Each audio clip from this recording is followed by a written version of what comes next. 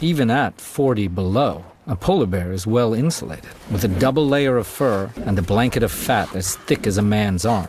Polar bears never have to hibernate. Winter is their hunting season.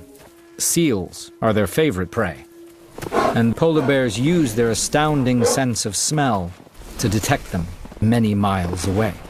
Male bears are known to kill cubs that are not their own. This mom's young, near fully grown, are not so vulnerable. Still, best to keep their distance. And this may be a chance for Mom to show how it's done. Approach from downwind.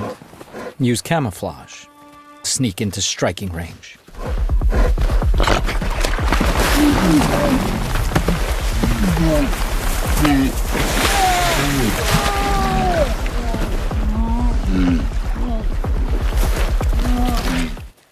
With each successful hunt, Mom helps her cubs grow stronger and wiser.